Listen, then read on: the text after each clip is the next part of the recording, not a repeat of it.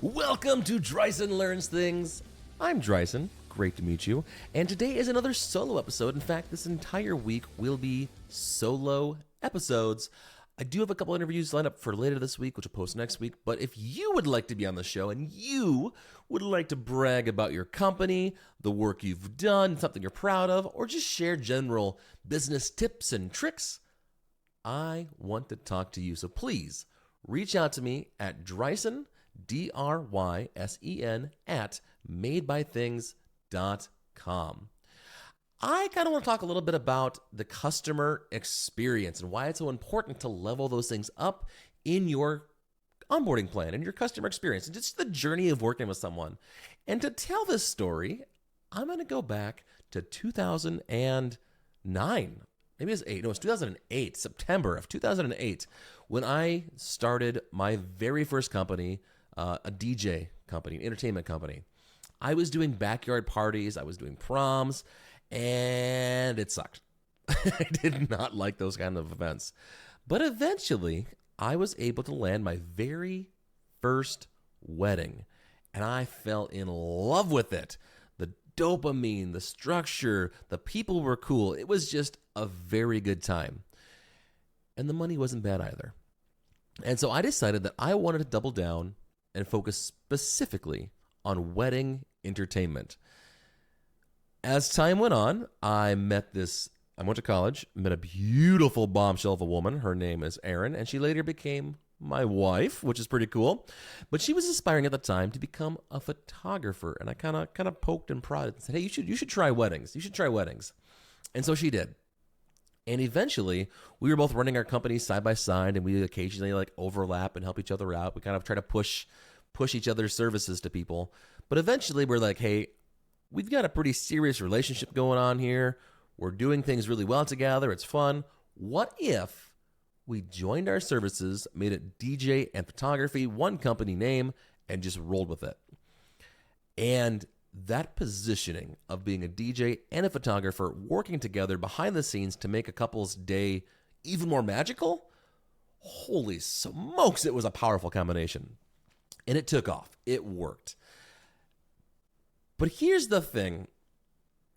When we were doing things solo, we were getting 5-star reviews on almost every single event. And here's a marketing hack or trick I want to challenge you to look at in your own company to see if you truly have a strong customer experience. Go look at your reviews. And if it says 5 stars, they did great. You're failing. Unless people are truly writing paragraphs, books, bragging about how amazing it was of an experience working with you, they're just kind of saying nice things like, yeah, they did what they said they'd do. Like, it was fine. It was okay. And the reason this is important is because when you can take an experience and make somebody fall in love with your brand so much that they're willing to write a book, a paragraph about how amazing your services are, that person is officially a super fan of your brand, and they're going to go tell everyone about what it is that you do. And I will die on this hill. I will fight anyone that says otherwise. Word of mouth marketing is hands down the most powerful and effective form of marketing we have. Everything else you have is important. Email campaigns are important. Out-of-home advertising, important. Content, social media, all of it. It's very, very important. But none of it is nearly as impactful and powerful as word of mouth. And here's why I can say that. I can prove that honestly. Erin and I, we both realized that we had to have a good base service. I had to be a good DJ. She had to be a good photographer. If not, it didn't matter how convenient our packages were. It didn't matter how cheap our packages were. People wouldn't hire us if we sucked. That's the bottom line. So we both had to be masters of our craft individually. And then when we came together, it was a powerhouse punch. We got so good at making people feel special on their wedding day, they would go and they'd tell their friends, and we would have new sales coming in, pre-sold, that we didn't even talk about price. Now, granted, we were one of the most expensive vendors in the area at the time, but we didn't even talk about price. It was just, do our personalities connect? Do we jive? Are we available? And if we weren't available, it happened multiple times where a couple would actually change their wedding day to work with us.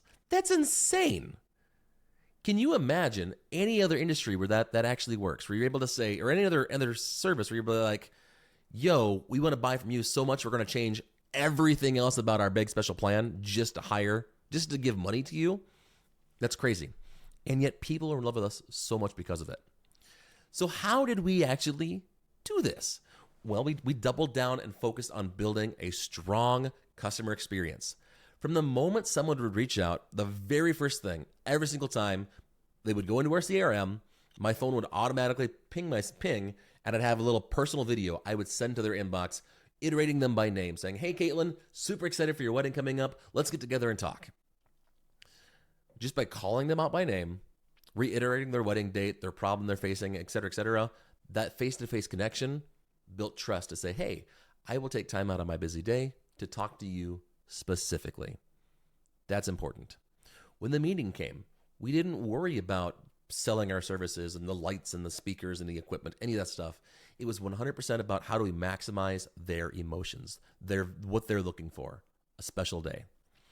On the day of, we went above and beyond by connecting with all the vendors ahead of time to make sure we knew when this is going to happen, when that was going to happen. We would find all the little hiccups that would happen in an event that would typically be awkward, and we'd eliminate those moments of confusion. Whatever we had to do to make sure they were gone.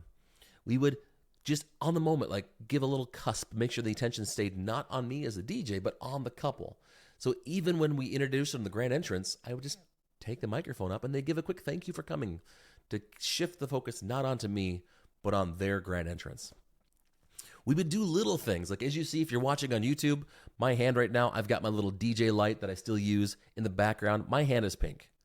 And a lot of entertainment companies, they will just put a wash color light on the dance floor and it changes colors throughout the first dance. Sometimes you have gobos and different effects that have dots on people's faces, which elevates the experience. But it ruins those first dance photos. So we just simply make sure the scene was whitewashed. So it still had the club feel and club environment. And we put movement on the ceiling and things on the ceiling to give it a little bit more pomp and circumstance. That set the photographer up for success to make sure it's not just the DJ. We're working together. I would go up and I would actually clear the dirty dishes after everyone was done eating at the head table, not because I cared to be that hospitable. It didn't hurt the fact that they saw their DJ going above and beyond cleaning the dishes. But what I was actually doing was making sure that the speeches wouldn't be cluttered with dirty dishes. It was little things like that to really help elevate the customer's experience beyond the role of just, I'm going to play music for you.